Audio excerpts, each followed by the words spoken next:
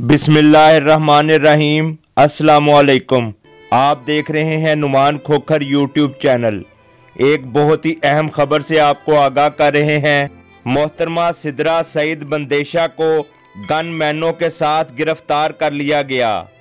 Sidra Saeed Bandesha Chaudhary alias जट अल मारूफ अलियासा चौंटिया की भतीजी, चौधरी सईद जट बंदेशा की साहबजादी और चौधरी अब्दुल रहमान बंदेशा अल मारूफ मान भाई की हमशीरा हैं और NA 106 की उम्मीदवार हैं। शादी की तकरीब में जदीद असलहा की नुमाइश और सोशल मीडिया पर तशहीर का मामला।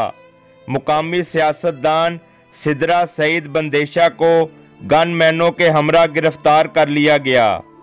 जदीद असलहा बरामद, किसी को कानून हाथ में लेने की इजाज़त नहीं। खिलाफ वर्जी की सूरत में सख्त कार्रवाई अमल में लाई जाएगी। CCPO सुहेल चौधरी।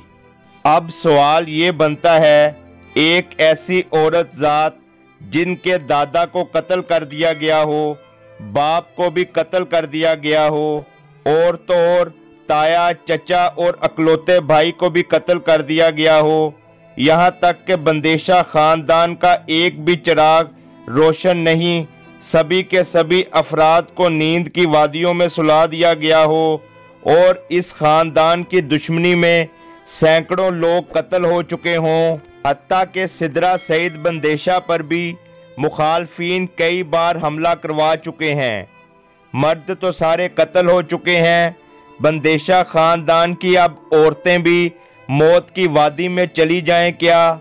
सवाल ये है कि ये खातून असलहे के बगैर घर से बाहर कैसे निकलें? हकामे बाला को इस बात पर गौर करने की ज़रूरत है। अल्लाह ताला इन पर रहम फरमाए और इनको अपनी हिफाजत में रखे और बुरी नज़र और बलाओं से महफूज रखे।